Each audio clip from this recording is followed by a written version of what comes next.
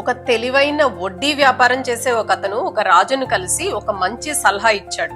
మీరు సంతోషపడేలాగా, మీ ఖజానా నిండేలాగా, మీ ప్రజలందరూ సంతోషంగా ఉండేలాగా నా దగ్గర ఒక ఐడియా ఉంది అని.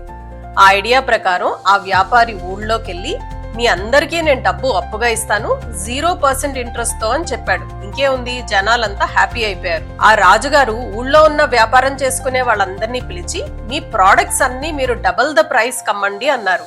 అంటే 10 రూపాయల వస్తువుని 20 రూపాయలు కమ్మమన్నారు అనమాట.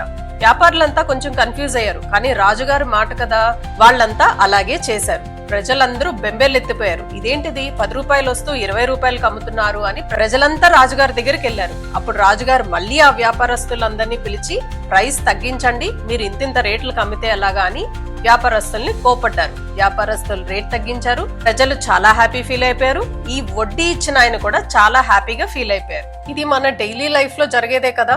మనం అమెజాన్ లో చైనా ప్రొడక్ట్స్ కొంటాం, దాని విలువ 5 రూపీస్ కూడా ఉండదు, కానీ మనం 20 రూపీస్ పెట్టి కొంటాం. గ్రేట్ ఇండియన్ ఫెస్టివల్ అని చెప్పి అదే ప్రోడక్ట్ మీద ఒక 20% 30% డిస్కౌంట్ ఇచ్చి ఆ 5 రూపీస్ ప్రోడక్ట్ ని మనతో 15 రూపీస్ కి కొనిపిస్తారు. అదే పెద్ద ప్రోడక్ట్స్ ఏమన్నా కొంటుంటే మనకి 0% ఇంట్రెస్ట్ తో ఈఎంఐ ఆప్షన్స్ కూడా ఇస్తారు. మనం అదేదో చాలా తక్కువ రేటు కొన్నట్టు, చాలా మంచి డీల్ వచ్చినట్టు ఫీల్ అయిపోతాం. ఒక్కసారి ఆలోచించండి, ఈ 5 రూపాయల చైనా ప్రోడక్ట్ ని మనం 15 రూపాయలు కొంటున్నాం అని మనం రియలైజ్ అవుతున్నామా?